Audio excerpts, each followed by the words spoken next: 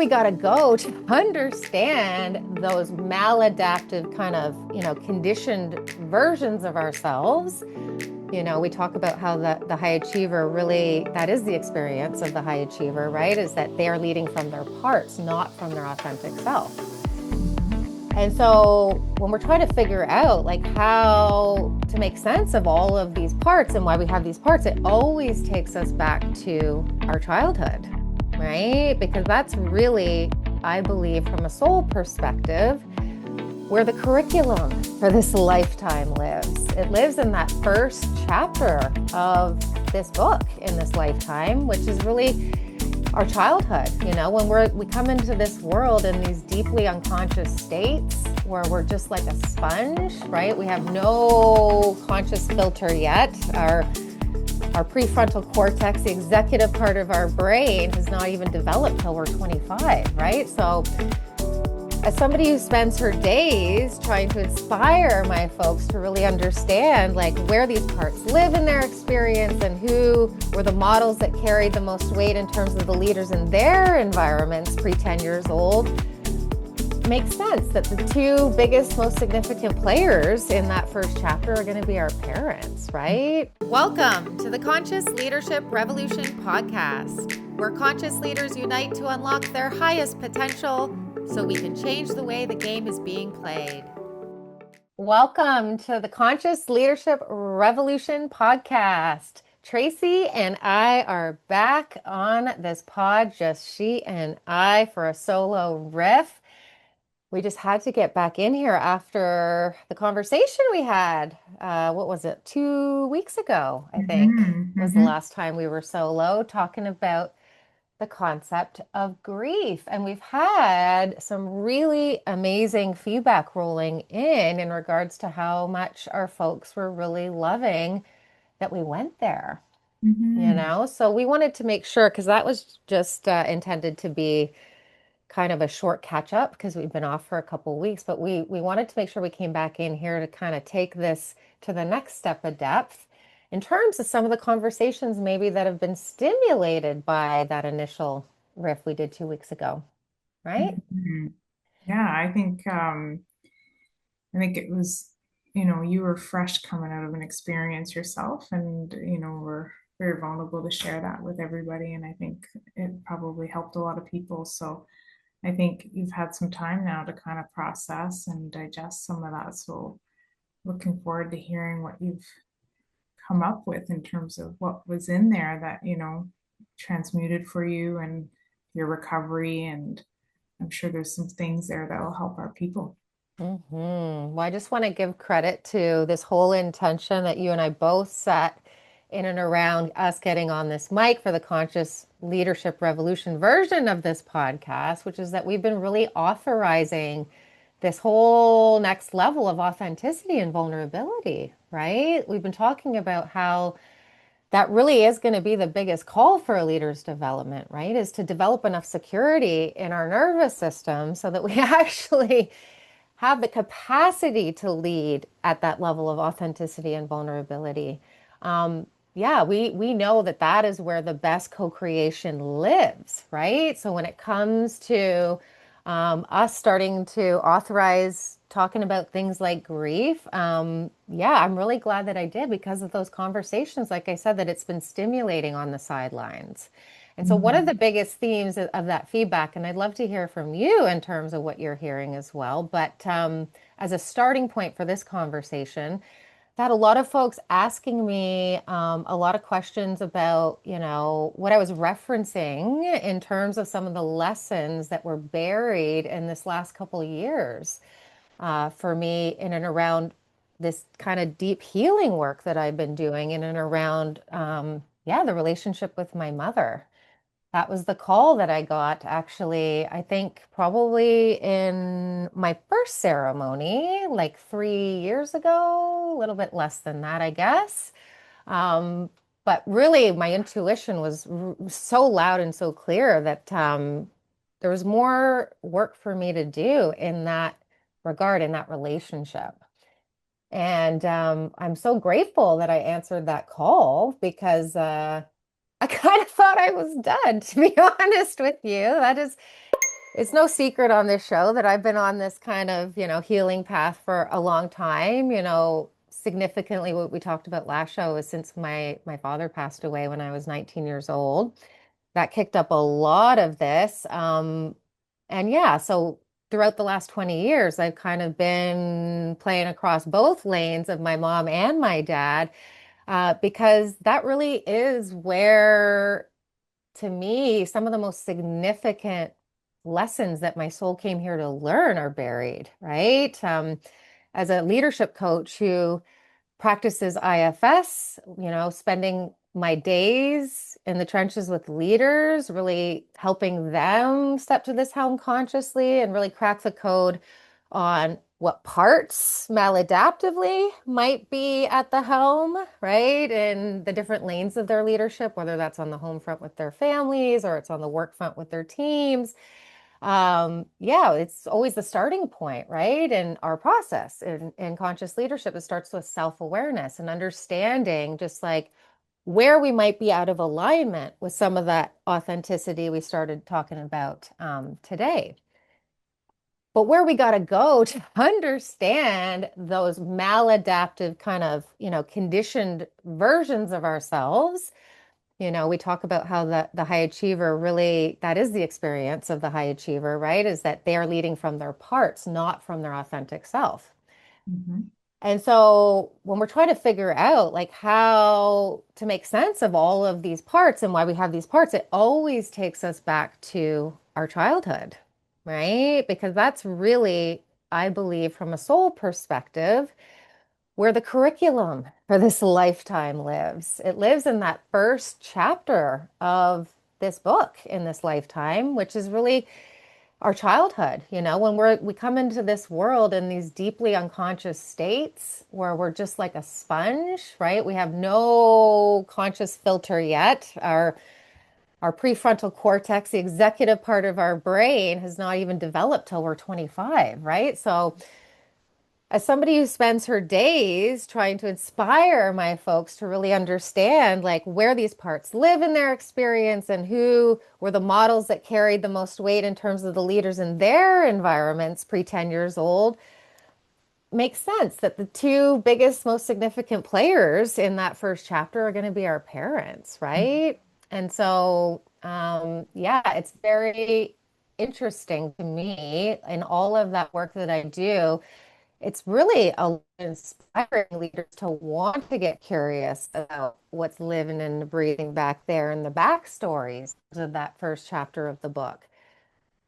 And why do we do this work as it pertains to leadership, right? Why do we do this work as it pertains to leadership on the home front or the professional front?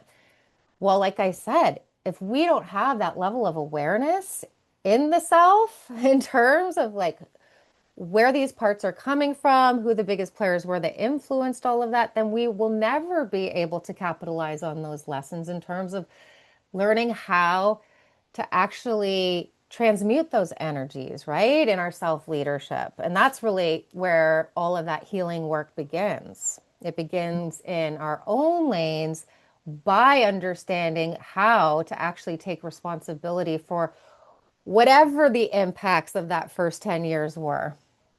And I want to like talk about this a little bit with you, Trace, because I know, yeah, as one of my clients coming through the door, I know that this is always like kind of the most surprising part of my process, right? Is that I actually take you back into your childhood, and this is coaching, keep in mind. And so I know that, yeah, that I had to make a case like I have to do with all my leaders in terms of why would we would even want to do that as it pertains to the things that you're there to work on and develop and grow towards, right, on your legacy leadership journey. And so I'm curious for you in terms of when we first did that work and I had you starting to go back in to look at your parts. Do you remember that first and foremost? Oh yeah. And do you remember what your immediate associations were that were coming up in your parts as we were like really starting to make the case for why we should actually want to start to understand some of those backstories? Yeah, because I remember thinking, I had a really great childhood. Like I Mm-hmm. wasn't I wasn't abused. I had food on the table. I had a warm bed. I was clean. I had clothes to wear. I went to Mm-hmm. school. I was a figure skater. They paid for that. And I remember like trying to like, it's not my childhood. Like, can we just, I just need to know how to manage situations and how I feel about people that I work with, or how I'm leading my team, or how I feel in this situation with this leader that I'm working with. And like, I didn't want to go there. Mm-hmm. It didn't, it's not obvious, but I do Mm-hmm. remember when you started making the case of how that experience could make me think or behave in a certain situation. When you made that correlation, then I was like, oh wow, like, and I think I think we started with probably a little bit on the abandonment side, probably, Mm-hmm. where I was alone a lot as a little girl. I played by myself, and but I had toys, so that was a good thing. I thought that was fine, and but not being seen and heard, and then you showing me how that actually plays out in different parts of my life in terms of how Mm-hmm. I get triggered in those ways, and Mm-hmm.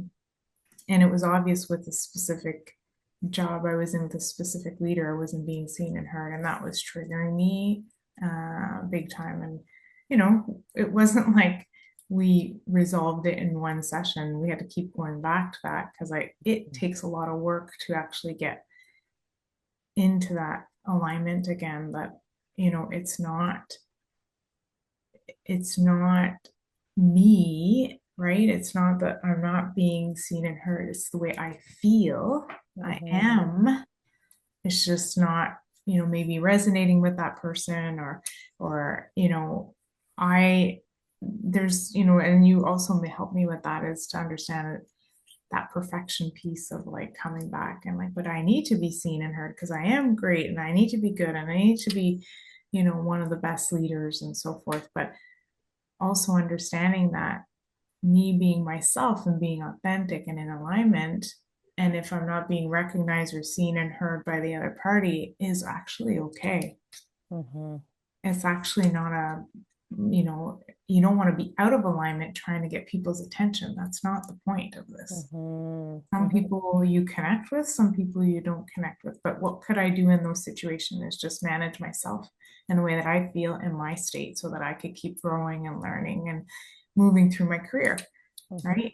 Mm-hmm. So it's not obvious, and it's so like it's not funny because, but I find it super interesting when I'm having conversations with people now. I'm able to like just detect like there's something there. I don't know what it is. Like they've had some experiences of maybe, you know, in the way that they're showing up in the behaviors. I know that there's something there. Um, and then when you just try to have the conversation and poke, it's a very common reaction to say, "I don't, it's not my childhood. I didn't have any trauma. No, I'm good." And you're like, "Okay, well, like after you understand it, it's just that's what really helps you kind of helps you like kick off the healing piece that needs to happen, and the understanding of like if you can heal those pieces that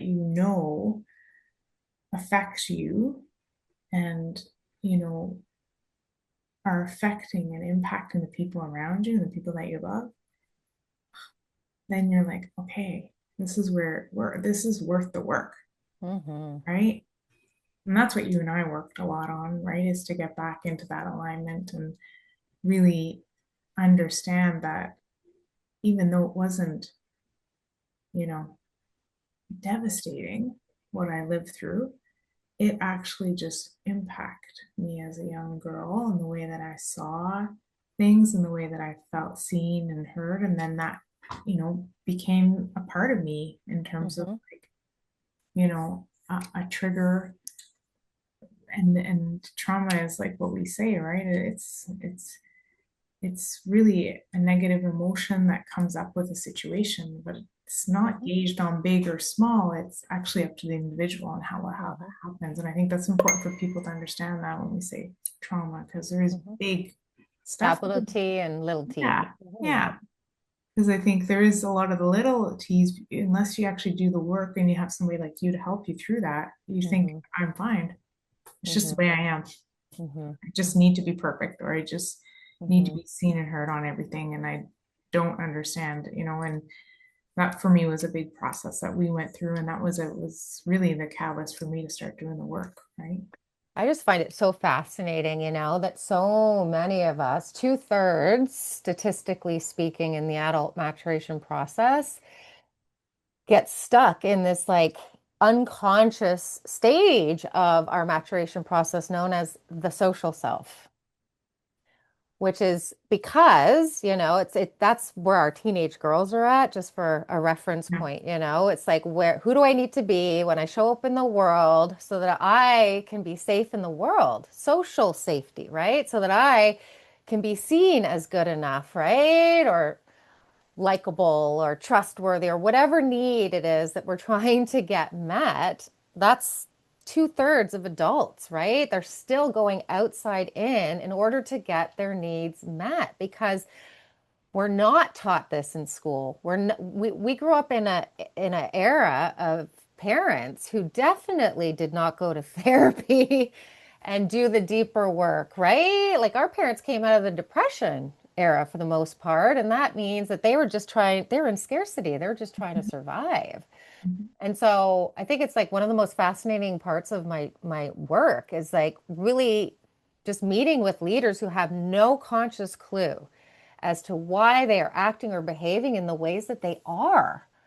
They, they don't have that level of consciousness to even identify like the reason why they're making these choices time and time and time and time again, like clockwork in their autopilot. And that's oftentimes the point where the leader comes through my door for the first time because they're totally confused as to why they can't get the promotion, right? Or why they're burning out, as an example. Something else we talk about on the show a lot, is when we're giving that authority away to the world as adults, that is not how we're meant to be in our most natural, healthy state, right? That's not adaptive. And that ultimately is why it always has to send us back, right? In the time machine to be able to understand, again, all aspects of the self. Mhm. But especially, and what we're trying to put emphasis on today is like really cracking the code in terms of the lessons that were buried in your childhood.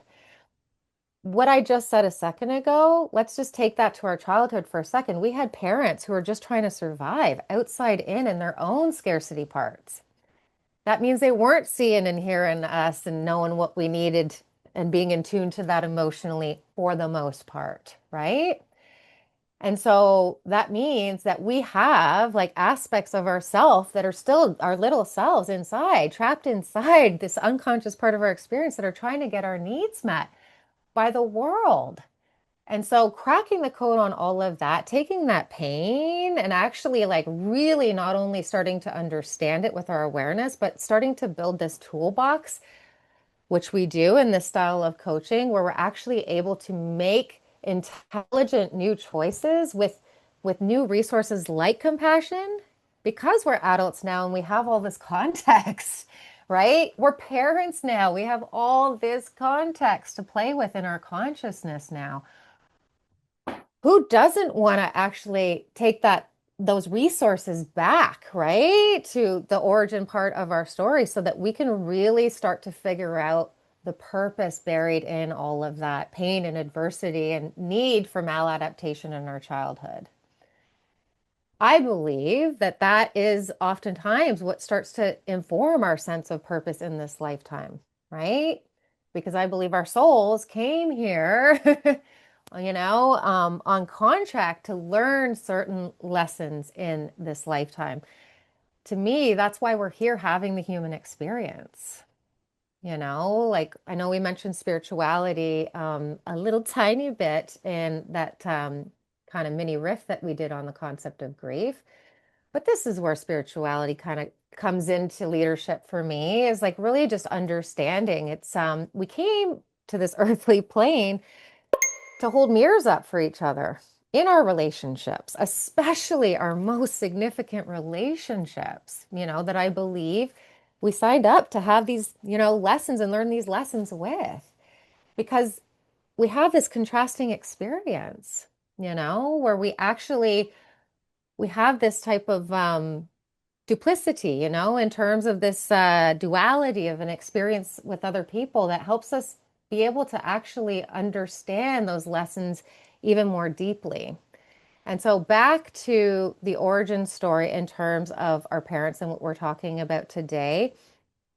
Yeah, like obviously a lot of the work that I do with my leaders, including you, is like figuring out how we can start to take our power back by stepping to the helm and starting to claim responsibility for whatever energies live inside of our being.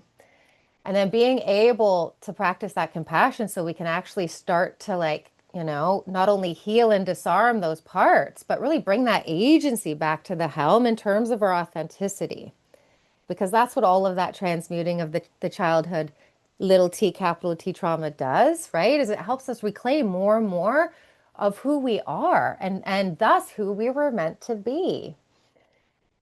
And so when I'm thinking about all of this with my mom and I'm still processing my way through all of this. It's still only about a month out from when we lost her, but yeah, I just am taken back to this call that I got almost 3 years ago to go deep in those energies with her and to heal so, so, so much. But then what I got to witness happening on the other side of that was like I had all of this capacity to be able to show up for her in a way that her parents never could show up for her because I know if my parents weren't conscious, my grandparents were certainly further away from that.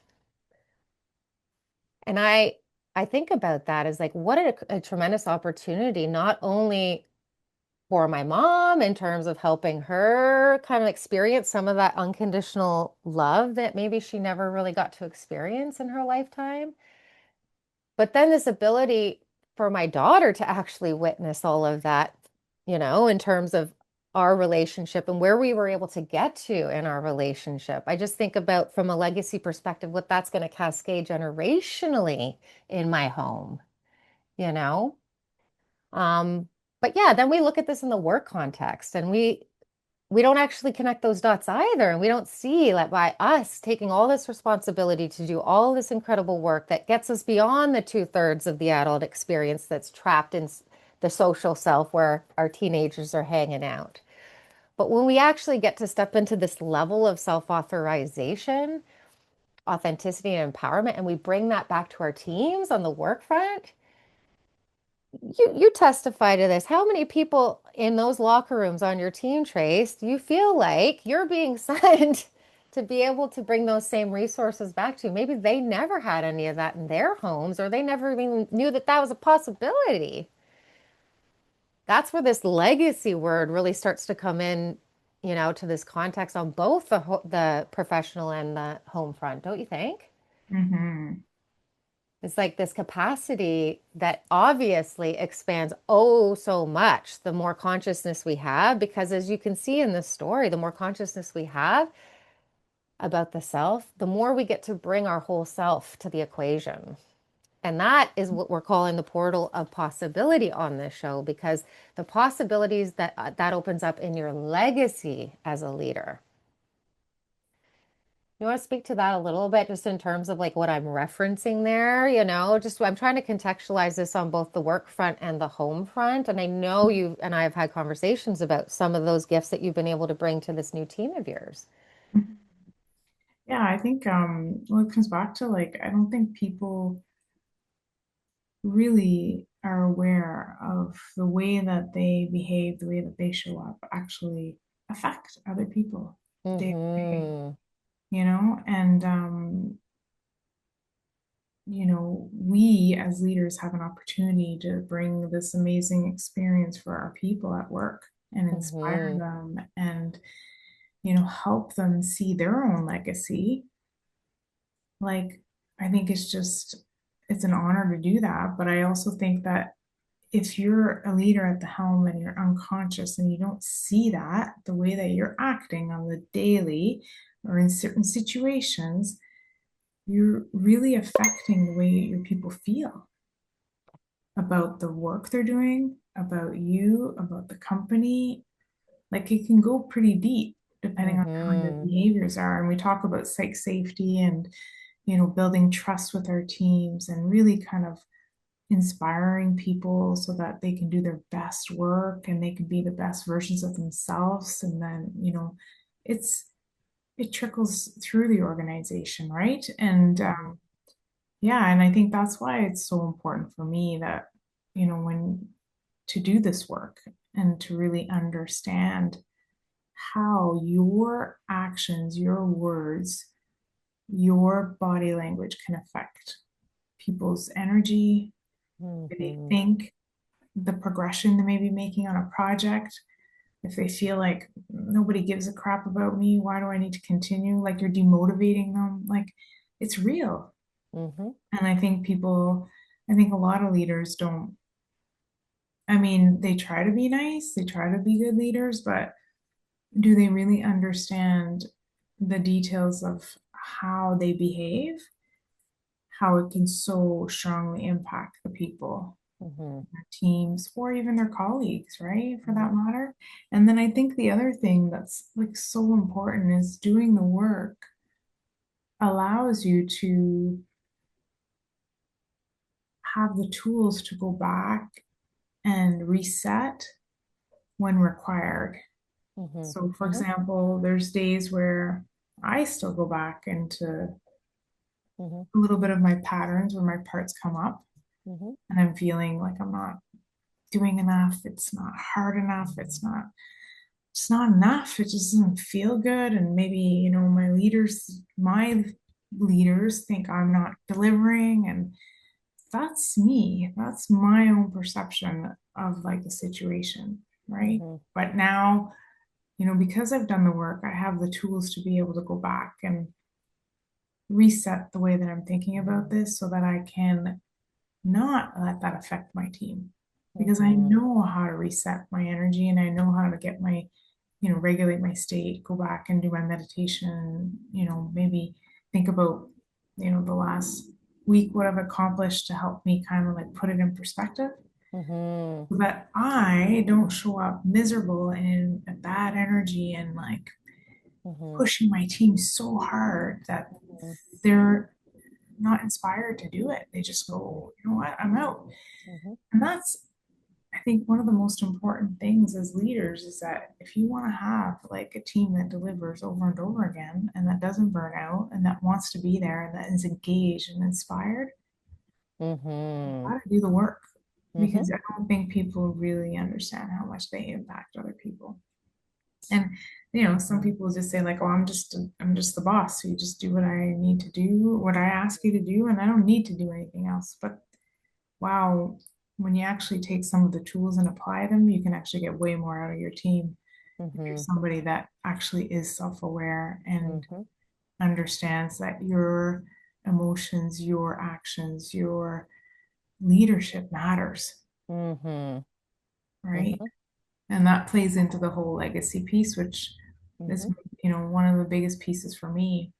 And Mm-hmm. then being able to help those people see the legacy they leave Mm-hmm. is like, that's Yeah. why we're here, you and me. It's no accident that you and I were born during this time and space and place in human history where we're having this awakening of consciousness happening across all boards, right? In terms of our parenting, we just said we're the most conscious group of parents that this world probably has ever seen thus far, in terms of our parents and our grandparents not having much of that. But yeah, like this is why we've been talking about all of this in terms of the show, right? Like all of this is very much the case on the business front too. That consciousness is also like in terms of the children that are being raised this way, right? And are coming up the gauntlet and ready to step into the professional world.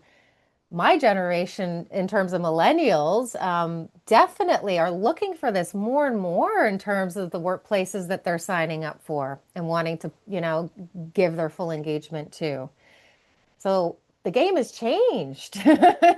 And it's continuing to change more and more with the acceleration of new technologies and new different innovative opportunities. And so, yeah, I just think like it's going to become harder and harder not to be consciously at the helm in terms of the energies that you're bringing to either of those spaces. And I think I feel so lucky to be a leader at these helms right now, right? To get to lead more and more of these leaders to that opportunity to step into their legacy. But but yeah, I think this is what we're talking about, right? Is like leadership requires a different capacity in 2026 than it did when we were coming out of the depression, right? And getting into factories and like doing all of this from a scarcity lens. This is like what we're competing with in the world, right? In terms of where the world's greatest innovations are coming from. They're not coming from those types of scarcity environments. They're coming from the workplaces that understand how to create conditions that where their people thrive. And that's why we're raising our kids this way so that they can be those leaders in this next generation of work, right? Mhm. But I think it just yeah, because we pulled in the word spirituality today. Like, we're just talking about energy. We're just talking about how energy really is the most important part of that equation. And so that's why we do the work. That's why we do the work every single day and want to keep doing the work, right? Is because we understand everything that's opened up on both sides of the legacy play for us in our homes and in our workplaces with our teams. And so, yeah, that's what we wanted to come on the show and riff on today. I'm going to ask you if you have anything else on this topic. I have a sense that this is, again, us just scratching the surface, going to this next step of depth. But there's obviously a lot here for us to play with, just in terms of what we opened up in and around parts and getting into the childhood and like why we would want to take all of that expansion of consciousness back into our significant relationships, both on the home and the work front. But is there anything else that you'd like to add to this specific riff before we go?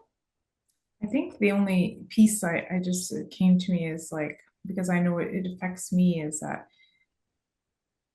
without with the impacts that you have on other people, that it's impacting them at work for sure in terms of how they feel about their work, but it also is impacting them in their home life, and the way that they go home and the way that they feel or the way they interpreted a specific situation at work, it weighs on them. They're carrying Mm-hmm. that, and then Mm-hmm. they're coming home and then they're parenting and maybe not so Mm-hmm. well because Mm-hmm. your head is thinking about that situation that they don't have the tools to be able to either work through it, or the leader really did, maybe was under pressure and was triggered and left them with some, you know Muck.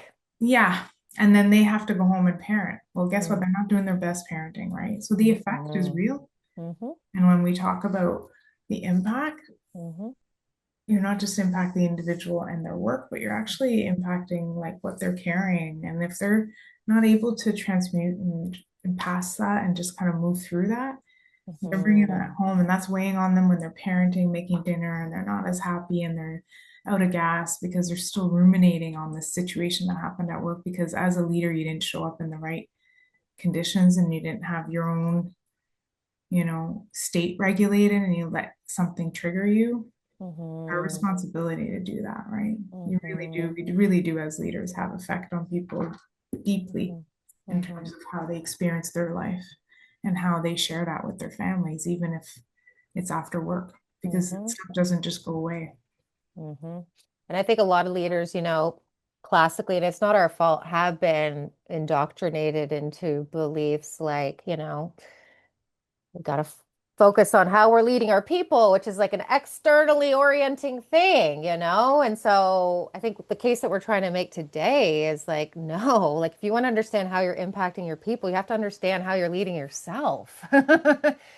And if you don't even understand how you're leading yourself or why you're getting triggered in the ways that you're getting triggered, right? Then no, you're not showing up as a responsible leader as it pertains to other people because you're not even showing up responsibly for your damn self in terms of where showing up as an empowered leader begins, which is what we got to take responsibility because that is what makes us powerfully responsible. Taking responsibility for the energy that we bring into any room, I believe, again, spirituality just being the energy of how we're all connected, I think is why we're here to transmute these energies and learn how to alchemize these things with our tools, Mhm. right? Is because yeah, this is why we came here is to learn these lessons. But as you can see, we can't just learn those lessons in our own lane. That's the most beautiful full circle moment on conscious leadership to me, right? Is like we need each other to be able to learn these lessons, but we can't leave ourselves out of that equation and think that we're actually learning the lessons. Mhm. Yeah. So I think this is such a rich riff. I know it's going to serve our folks so deeply. I'm definitely feeling this call right now in terms of like how we can like pull these two worlds together in this one beautiful conscious way. The game is changing, folks. This is why we're talking about the conscious leadership revolution, is because, yeah, we're all part of that.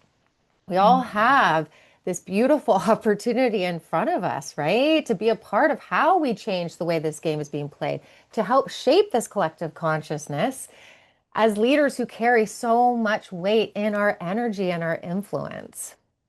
So, Tracy and I are so grateful that you continue to inspire our self authorization in all of these new kind of innovative ways that we're playing with this summer. We promise to keep doing that until we hit Labor Day. That was our intention for the pod this summer. So, please, please, please send us that feedback. As you can see, that's how this co creation works. We want to hear from you in terms of this last month of August. If there's anything else that you want us to dig into or explore, especially in these solo riffs. If you want any other information in regards to any of the conscious leadership programming that we offer here at Team Elite, you can find all of that information over the website, elitehighperformance.com. Please share this episode with a friend, with a colleague, with somebody you're trying to call to this mission alongside us. We're so grateful for you tuning in, and we will see you all next week.